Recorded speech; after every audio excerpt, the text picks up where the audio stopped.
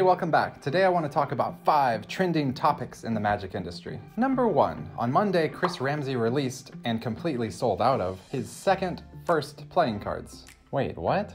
Okay, they're called first, but this is the second version. Let's take a quick look.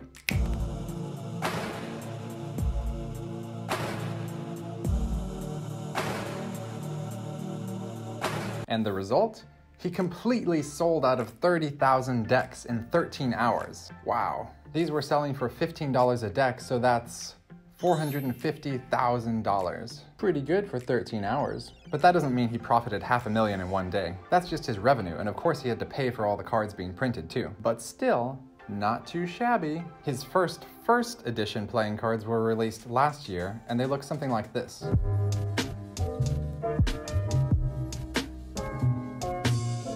As you can see, the V2s are largely a recolor with a black background instead of white. As for me, I think I like the look of the second first more than the first. This one. Which one do you like better? Comment below. I did order some and look forward to making a review in the near future. By the way, did anyone else have to pay $30 in shipping inside the US? Double comment below. Second news event. Ellusionist recently released a new magic effect called T-1000, and here's a quick clip.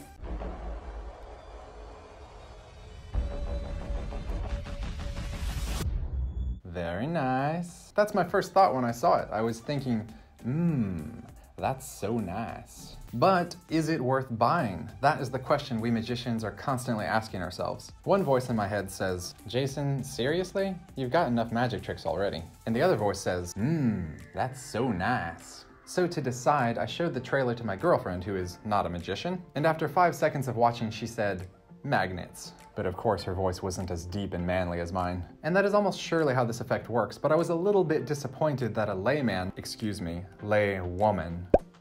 would immediately see through the effect. I did some looking into it, and Ellusionist released a separate FAQ video. They mention you get 1 gimmicked chain and 2 normal chains, and part of the training teaches you several methods for switching them out. So on the one hand, the spectator will probably think magnets immediately, but on the other hand, if you're able to do the switches extremely convincingly, then it'll seem like you just melted them through each other and immediately handed them out for examination. In effect, blowing and frying their mind at the same time. So am I gonna buy this?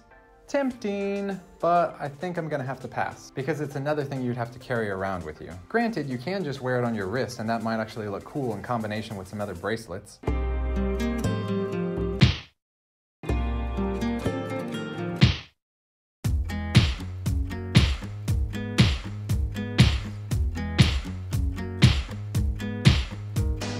But in the end, I know I could just put some rubber bands on my wrist and perform Crazy Man's handcuffs. A very similar effect, which doesn't require any switches and allows you to perform countless other magic tricks using rubber bands. That being said, I still think this is an amazing effect and a great idea. What about you? Do you plan to get this one? Comment below. Number 3, a hyper-visual effect called Quantum has recently been released at Theory 11. Let's take a quick peek.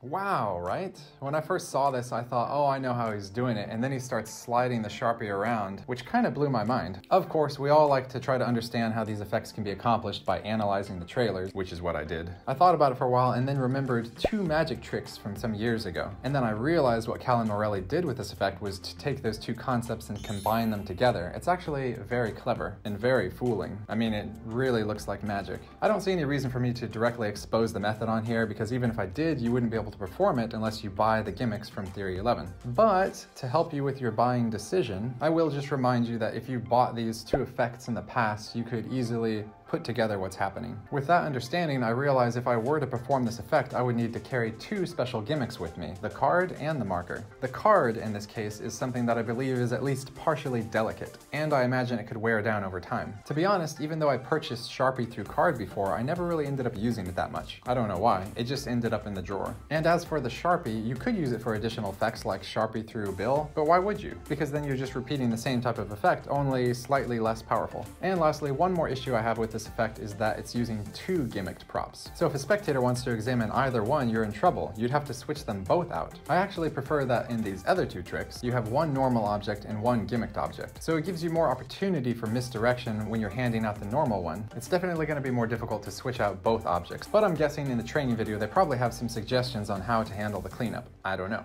So, to buy or not to buy? I think I'm gonna pass for the reasons I mentioned above, although I do think it's an amazing concept and would look great on Instagram or other promotional videos. So really, kudos to Calen Morelli for creating this amazing concept. And what do you think? Are you planning to buy this one? Comment below.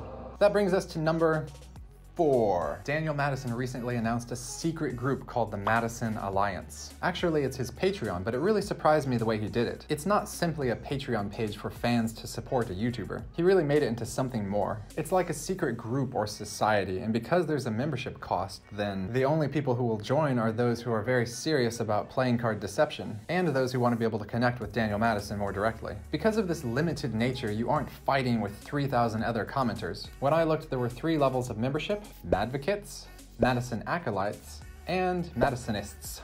They each have a surprisingly different amount of benefits. Anyway, I think he did a great job, and I can see some very significant benefits to joining the group. What do you think? Are any of you considering joining the group? Comment below. And number 5, Ellusionist has fully released the remaining stock of Kingslayer playing cards, pictured here. I know what you're thinking. These cards look a lot like the Fontaines. Yes, I think so as well. This seems like a very direct copying of ideas. But the thing is, I really tried to get some of the last several releases of Fontaine playing cards. I was at my computer at the scheduled release time, midnight my time, refreshing the website, waiting, refreshing, waiting some more, nothing. 10 minutes. 20 minutes. After 45 minutes, I gave up and walked away from the computer. And when I came back 15 minutes later, they were all sold out, much to my dismay. So if I couldn't get any of those, I've decided these are the next best things. I might as well have some Ellusionist produced Fontaine copies. Disclaimer, this is all just my opinion. I am not officially slandering or libeling anyone. Libeling? I'll break it down real quick how I see it. The pros are, they're an extremely limited production, 2,500 of each color. The design looks cool, 4 colors to choose from. And the price, only $7. Now for the cons. Produced by Cartamundi. I'm not sure how these will handle. I don't think I've tried any Cartamundi cards, but I'm just assuming not as good as USPCC printed cards. We will see when I get them. Anyway, for this price, they will just be some fun decks to play around with, nothing too serious. And because of the limited stock, I imagine they will sell out quickly. And what about you? Are you planning to buy any of these? Comment below. 2 extra things. First, I thought I would let you know the next time I make a deck review, it will be for this pretty little gem, the Pink Rounders by Daniel Madison. And second, keep an eye out on Tuesday because I'll post a video of me reacting to Shin Lim's performance on AGT the Champion's final episode. If you want to see more of these Magic-related videos, don't forget to subscribe and click the notification bell. If you enjoyed the video, smash the like button. It really encourages me to film more often. And I look forward to reading your comments about all of these things. I'll see you in the next video.